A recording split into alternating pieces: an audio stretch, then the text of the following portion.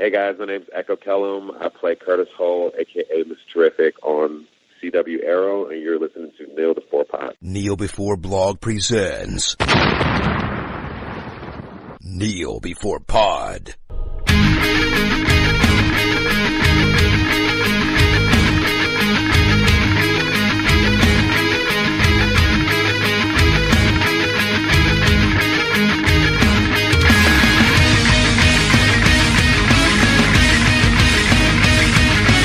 Hello and welcome to an impromptu episode of Kneel Before Pod.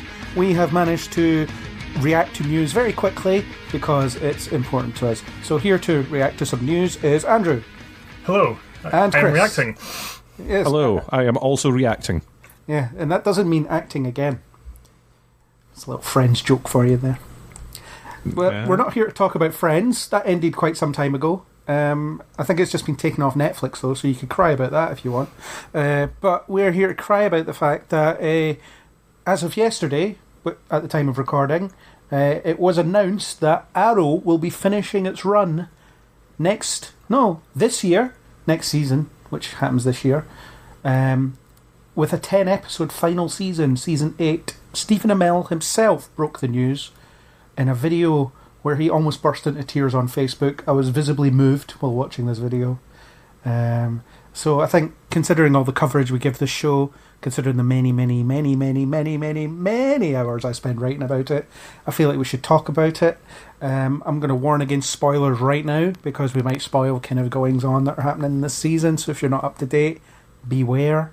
So I guess we'll start with reaction to the news. Chris, when you heard about it, how did you react? A little bit sad, to be honest. It's a bit of a shame, though I'm not 100% surprised by the news. I think we've all been speculating a little bit. I think we might have even speculated on the podcast about the potential of definitely sort of Stephen Amell stepping down. But we weren't sure if the programme would go at the same time, and it seems that they've taken the decision that if he's stepping down, then they're just going to wrap it up nicely and sort of give it a finale. But yeah, a bit sad. But do you know what? If they've got a solid plan for I think it's 10 episodes that they've talked about, then yeah, do you know what? Go out on a high. Yeah. What did you think, Andrew? Yeah, I was kind of the same. In like, it's disappointing news because I certainly do enjoy Arrow quite a bit. But yeah, but at the same time, I felt it was kind of inevitable. That it was going to happen sooner or later. Just because doing Order Queen is such a physically demanding role, and even though Stephen Amell is insanely athletic, I mean he's not getting younger. And there's going to come to a point where he wouldn't be able to bring that same physicality that the role would require. And I think it was a good decision on his part to bow out before that actually happens. No, I kind of agree. I was actually gutted. I've kind of followed Arrow since day one. I absolutely love it. I think at the moment it's the strongest of the Arrowverse shows. It's had its ups and downs, but what show hasn't? But I'm encouraged by the fact that they've said, okay, we're gonna take season 8 and wrap it up. So it's not that it's been cancelled; it's that we're giving you this end point, end your story basically. As you said, Chris, we've been talking about it for a while. How last season they did the kind of Diggle as Green Arrow thing for a little while Oliver Queen was still doing mayor stuff in the show, and that was kind of okay. It kind of worked because it gave you the suggestion that the Arrow or the Green Arrow mantle is a legacy that can be passed down, and they've been sort of playing with that this year as well a little bit. So the fact is it's the end of Stephen Amell's commitment. He's 37 years old at the moment. It's a physically demanding role, which he said himself. In his video as well, I think he put it brilliantly when he talked about when he started the show. He was just dating someone. Now he's a husband and father. Being in Vancouver is an enormous strain on his family. So it's time to focus on that. Personal, professional reasons, absolutely not a problem. He's given 8 years of his life to the show, and I think that I think every fan should be grateful for that. You know, it could have been over by now. He could have probably gotten out of his contract if he wanted to, but he clearly loves it, doesn't he? I think so. I mean, he always seems quite warm when approaching the fans about it. It must. I think there's elements of it that must be really difficult to shoot and really annoying, and there must be the bad days, but it does seem like a cast that genuinely gets along. And I think the fact that they do the sort of crossover stuff sort of brings in different elements, allows them to sort of stretch muscles that they don't do very often. And yeah, I get that he's donated this much time or given this much time to it. It seems unfair to sort of go, yeah, but I want him to stay, so you stay forever, and you will always be this character.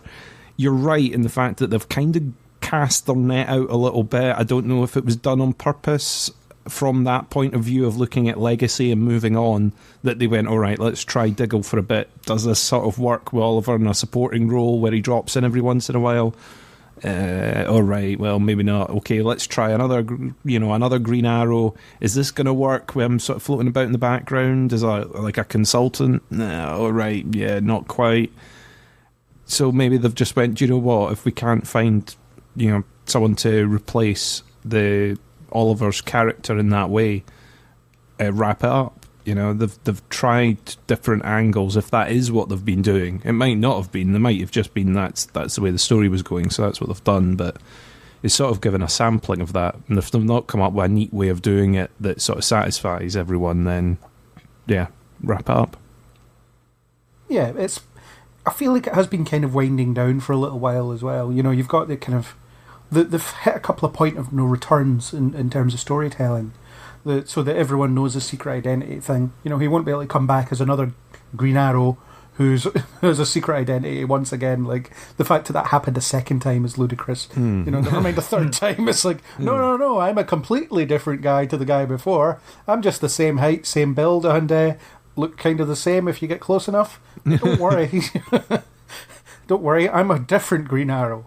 And to prove it, here's me and Oliver Queen standing next to each other. Somehow. It's like, I'll call my shapeshifter friend from another universe. He'll help. Please ignore this elaborate set of mirrors that I have assembled. You can't see any mirrors. What are you talking about? Well, please pay no attention to the man with the hologram.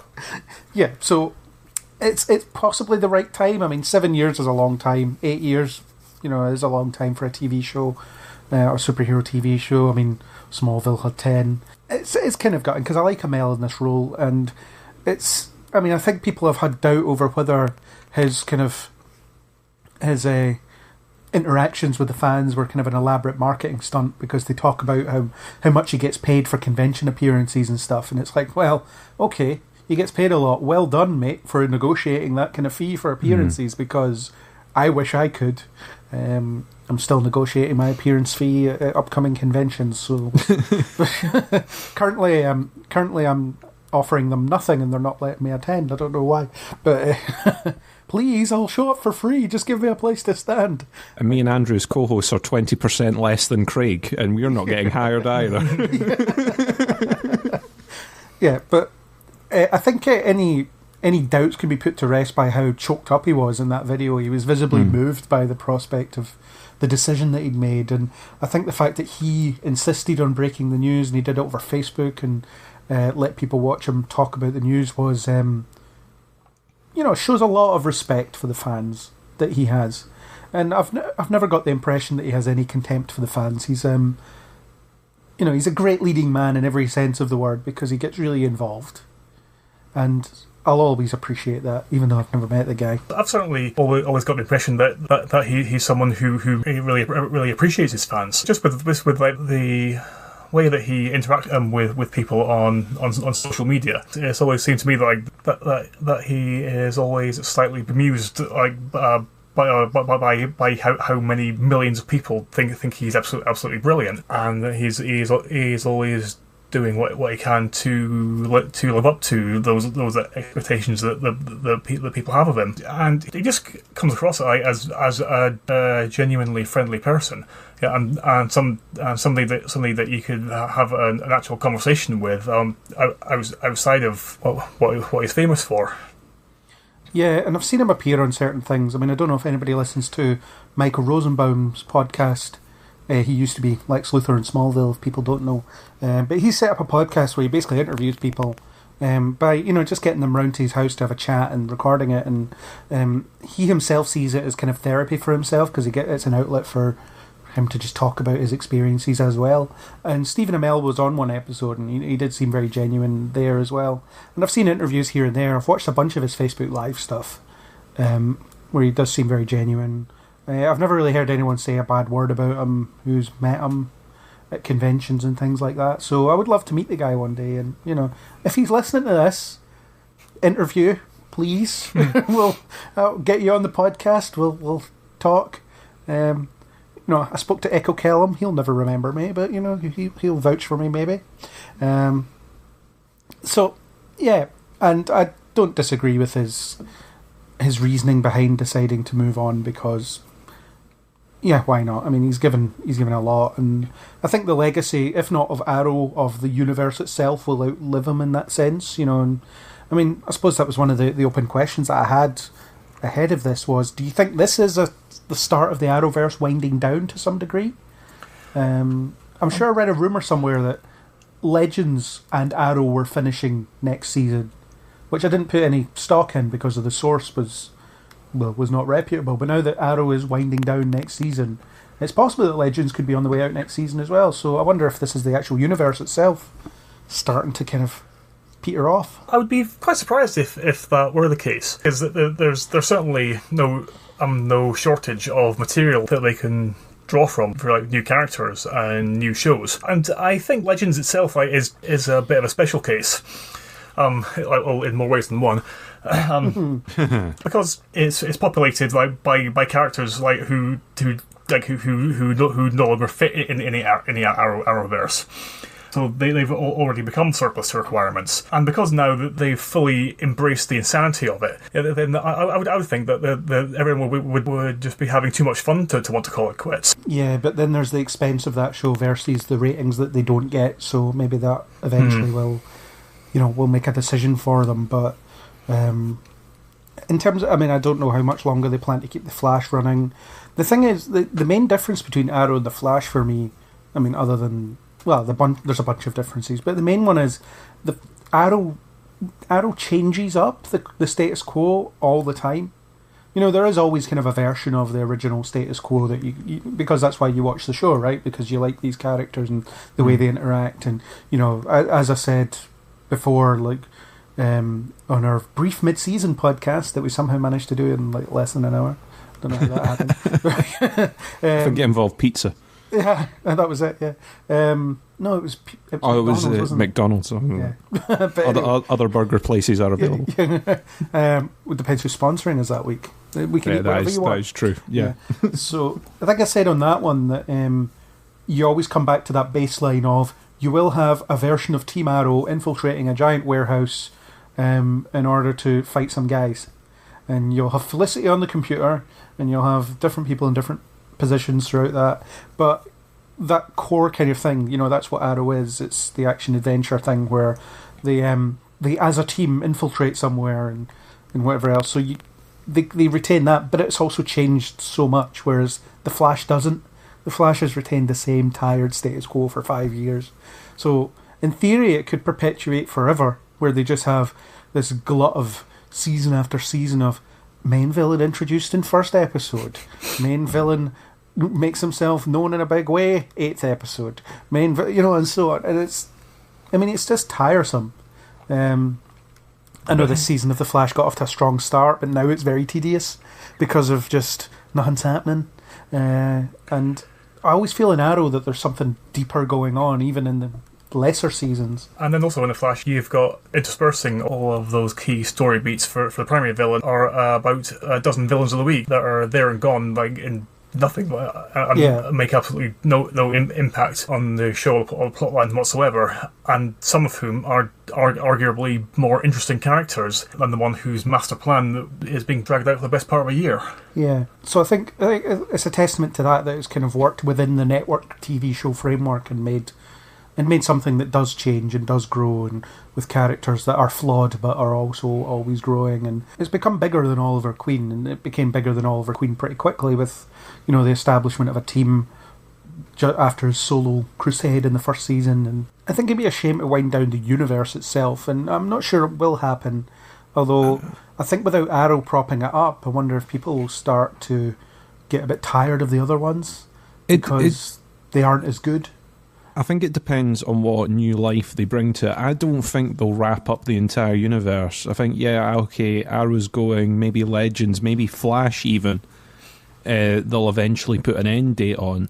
But if they continue to bring new things in, like Black Lightning and Batgirl and all those sorts of shows, if they keep adding to the roster, as stuff drops off, there should be new favourites and new varieties of doing it.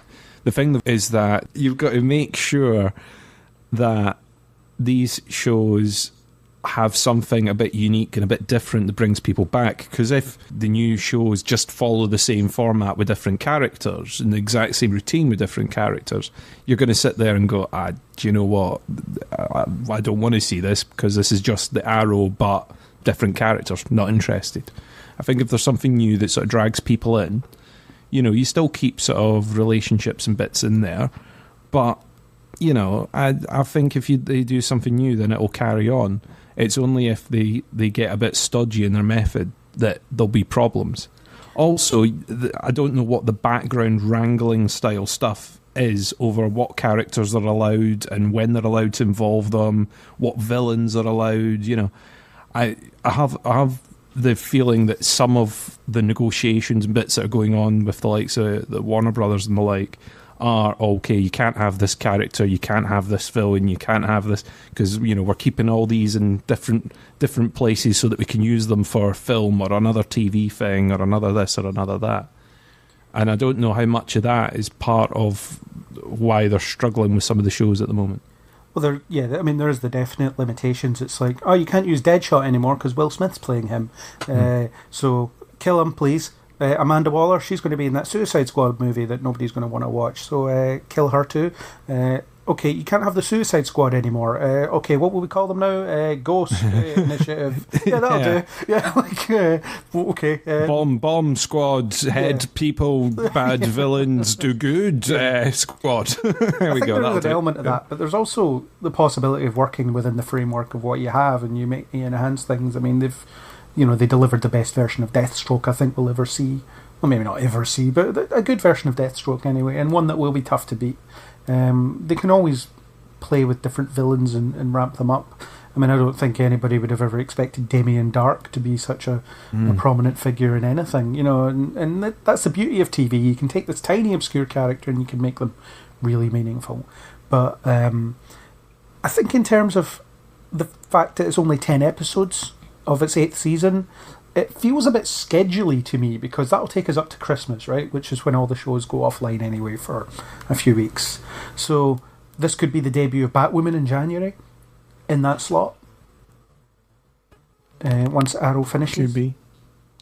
I wasn't sure if that was more timed.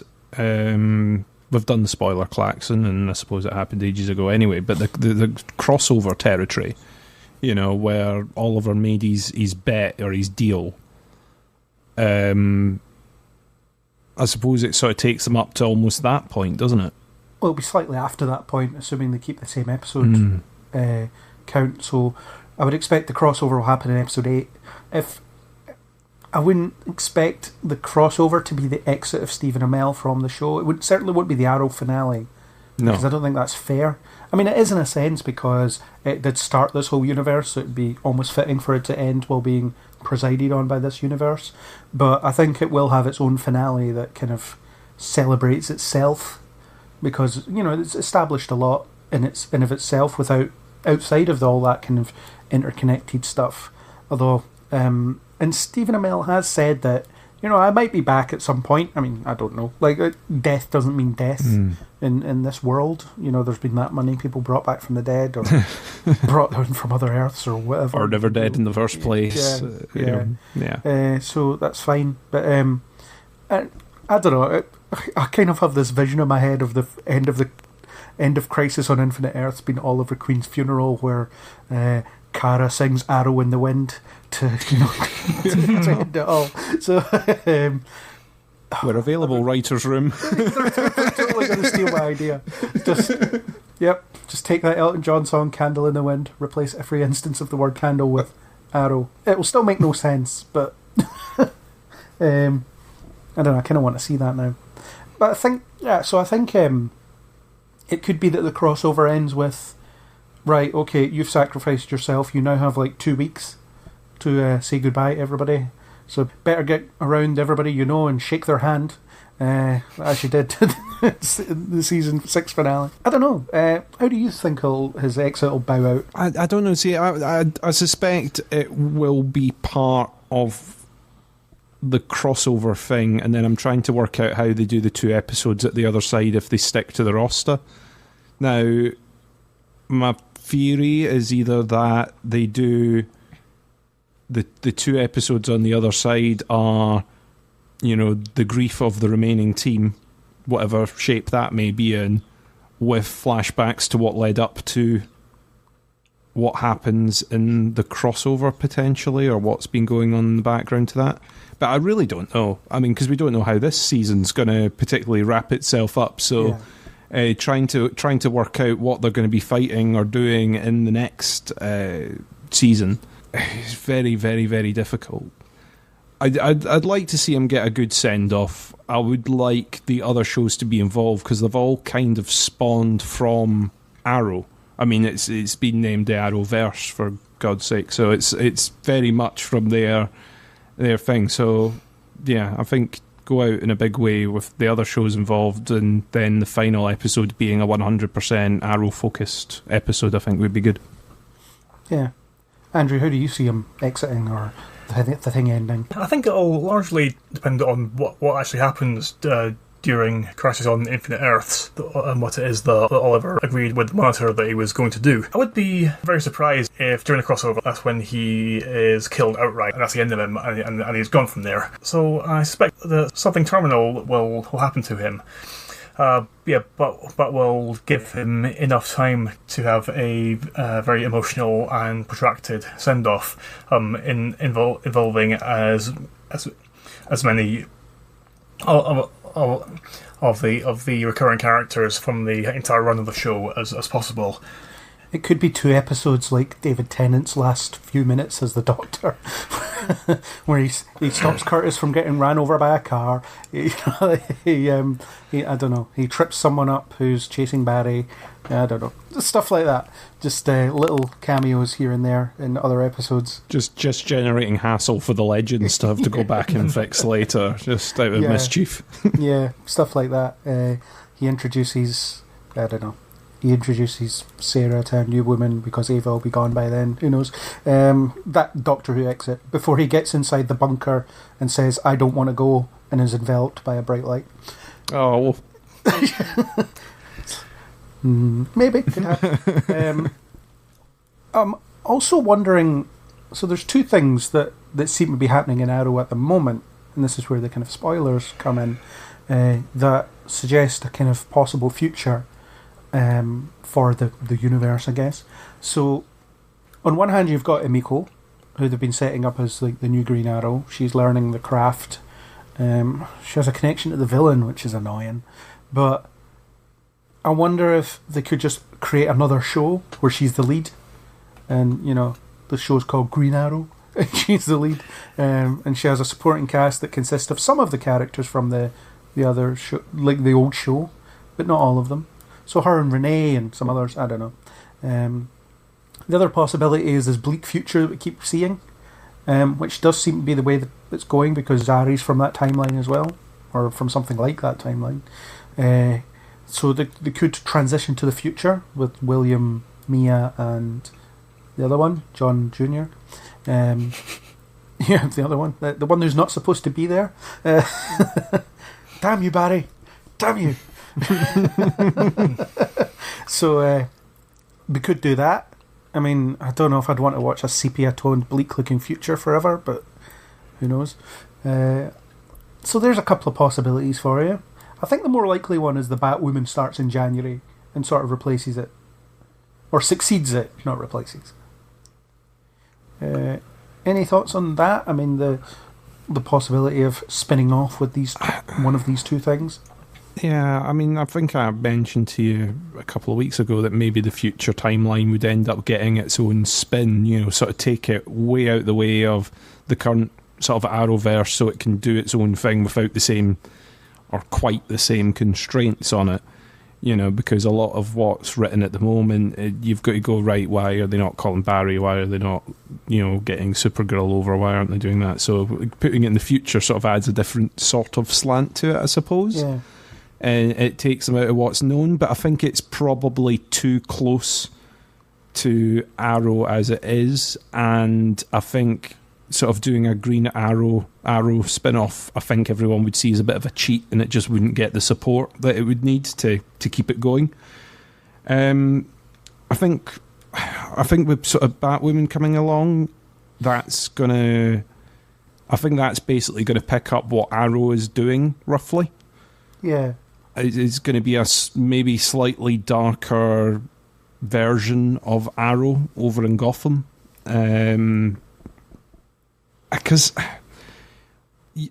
I think they're struggling overall with what they're wanting to do with Arrow now, because it's like they've got their set characters, we know the way that they would react, and it's very difficult to try and shoehorn major character changes into there, because the fans react when they go, well, the character would never do that. Even if pushed to this situation, the character wouldn't do that. It's a bit of a struggle. So I think having these other shows will pick up. And they've potentially got others sitting there on the back burner that they're like, okay, do you know what? We'll introduce this character and see how it goes. And then that's potentially another spin-off, another universe. Yeah, I could see Amico being the most likely one, because it is a present-day set show. It would be cheaper to produce in that sense. And you can do a bit more back to basics, I guess. But it depends on how fans react to Amico, and they've not done enough with it since her introduction to make me think, yeah, I could watch a show about this character.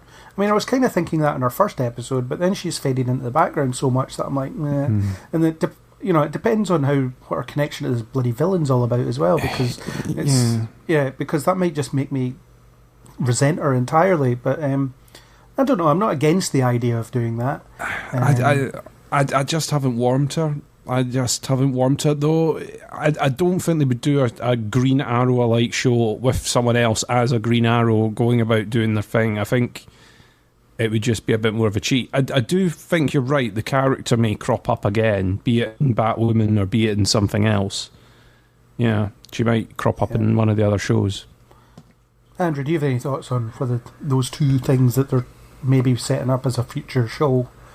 I'm pretty sure that neither of them will end up as their own thing. Because with Emiko, it was because her initial appearances were revolved around the mystery of like who she actually was, like just like that, like the identity of this like mystery new Green Arrow. Yeah, it's by being pretty clear that it's a woman, based on like the Green Arrow size and figure, but no one seemed to actually figure that out, which was a bit frustrating. And I agree that she's not really she's not really had enough of a presence like to warrant being kind of show where she is by definition will be the focal point of it.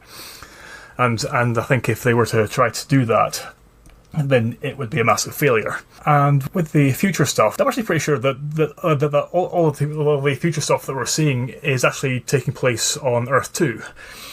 Oh, interesting.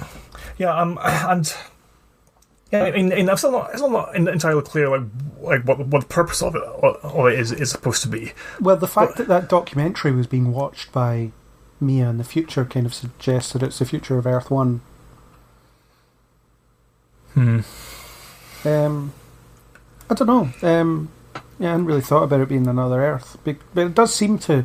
It stacks up with the kind of future that we've seen in other other shows. Like I said, the Zari thing, the episode of Legends in season 1, Star City 2049, I think the episode was called. That one, anyway. And Nora is also kind of from that future as well, even though you only ever see her running past the prison. I don't know. I don't think I'd be that interested in the future show, because the future scenes are only interesting me insofar as I don't know how this came to pass, and I'm interested to see how it did and what the other or what happened to some of the other characters. But I don't think it could sustain itself for very long. Yeah, that's just it. Because the most engaging thing about them so far is the fact that we don't know why we're being shown them. Yeah. And then once we reach that point, then those pixel moments will largely be robbed of their own sense of identity. Yeah. There is always the possibility that some of the characters could move to other shows. I want to see Diggle on The Flash, whip them into shape. It's like, come on guys, you're a mess. I'm here to sort you all out. That'd be great. Diggle as the Flash drill instructor. Yeah, let's have that. I don't know. Legends could be a bit of a dumping ground for some of them. Throw a Wild Dog on Legends. Mad Dog. Is it Mad Dog or Wild Dog? Always? It's Wild, isn't it? Wild, I can never remember. Yeah, one of them anyway. Renee. Yeah, put her Renee. on. Let's put Renee on Legends. So he can just sit around and be exasperated by everything. Just Dinah, I don't know, shove her on Supergirl. Why not? And put a little evil Laurel on Batwoman to give Kate someone to hit on every episode. Yeah, I can do that. I like that we're working as a sort of refugee program for the Arrowverse resettlement program. Yeah. The problem with moving these characters to other shows is, I guess, the showrunners and so on of those shows will have their own idea of what they want to do with that. So they would only bring a character from another show if they wanted to bring that character in. For some kind of specific story purpose for that season. I mean, if they brought Diggle into The Flash just so he can be another voice standing around the Cortex every week, before Barry runs off, then, like, why is he here? That kind of... the formula might just not fit him all that well. I don't know where you could put Felicity, just probably give her her own spin-off, because the writers love her so much, I guess. Just the hacker spin-off. They could call it The Calculator. Up in Smoke. That's a good one. Where there's smoke, there's fire. That'd be the first episode. So I don't know. I think the actors are basically operating under the assumption that that's it. They won't have jobs after next year too. But it could be they'll get offered to move to another show. I mean, the thing is, like, Angel would often do that with characters, wouldn't they? Well, often, once. After midway through season 1, it was like, Wesley, you come here. You're not being used elsewhere. We can turn you into something. On you come. Spike, he was looking for a show after Buffy ended. He got to go on Angel. It could be that one or two of them will turn up in another show. Surprised you're not using Deep Space Nine as a reference with that, nicking characters from other shows and taking them over. Yeah, I mean, they only nicked Worf and Chief O'Brien, I suppose. Yeah, it could happen. It just depends. I guess in the case of Worf going over to Deep Space Nine, they brought him in because it was a unique problem that only he could deal with. So what unique reason would you have for any of these shows showing up on another show, especially if it involves moving universes in one of the cases? I think they'll end up appearing as sort of guest cast in odd bits and pieces. I don't think they'll particularly sort of resettle a character permanently in a different show. I mean, it depends on the actor commitments as well, doesn't it? It depends on actor commitments, and for some of them, it'll be the same as sort of Stephen Amell. They'll be sitting there thinking, well, do you know what, I've given X amount of time to this show. Maybe I want to try something else that isn't this character. Maybe I don't want to be sitting in Vancouver dedicated to these slots for long periods of time, and they want to go off and do something else. Or they'll be sitting there going, my regular paycheck is disappearing, I want something else. I wonder if they'll put me in Flash or Batwoman or whatever. It's, I don't know, it's like Katie Cassidy's like, the only thing they're offering me is Charmed. I don't want to be on Charmed. David Ramsey's like, I could be in Roswell, New Mexico. What did I do to deserve this? I used to be on like the highest rated show on the network. Now I'm on Roswell, New Mexico. yeah, and then every single one of them can turn up in Supernatural. Yeah, well, why not? That was funny. Because everyone else does. Yeah, that was funny at the end of his farewell video where he was like, it's no Supernatural, but we've had a good run. We've not lasted that long, but yeah, we've done good. I seem to remember when they got renewed for season 7, Stephen Amell tweeted like, "Season 7, guys, I'm coming for you, Padalecki." Who knows? It's sad though. I will miss it, and I'm sure there'll be, I say plenty. There'll be at least 2 more Arrow podcasts between now and the end. The end of season, this one, and then there'll be at least 3. Might get the first episode 1 next year. Who knows? And there'll be an additional bonus episode, which is just us crying for a solid 20 minutes. Yep, same as every night. Crossover, we'll do that, and we'll do the end of Arrow. Yeah. I don't really have anything more to say about it. I think we've talked long enough about an announcement. But any final remarks about this at all, Chris? No, just I'll be sad to see it go, but do you know what? If it goes out on a high with really good writing for 10 episodes, then I'll be over the moon. Good. Andrew? I'm glad that the decision's being made now, like to bring it to an end, so they can figure out exactly how they're going to do it, so they'll be able to give the show a proper, satisfying ending that people can enjoy. Yeah, it's not this, oh no, we've been cancelled, let's wrap this up in like 10 episodes. Crap! It's, you have 10 episodes to craft your ending. Do it. And good. They can do that. And I'm quite happy that they've got that. And I'm confident in the talent involved to bring us something that will be satisfying. And that will be emotionally moving and all that good stuff. So, yeah. Thanks for coming on at short notice to discuss this announcement. So, thank you, Andrew. You're very welcome. And thank you, Chris. Thank you. Now I'm going off to rewrite Candle in the Wind to put as many Arrow references in as I can. That was our discussion about the recent announcement that Arrow is coming to an end. Thanks to YouTuber Niall Stenson for the supplied music, and if you like what you heard, then please hit that subscribe button on iTunes, YouTube or any major podcasting app. iTunes users, please supply a rating and a comment to let us know you care. If you want to discuss this or anything else, then you can find us on Facebook or Twitter under Kneel Before Blog, or leave a comment on kneelbeforeblog.co.uk. As always, we hope to catch you on the next Kneel Before Pod.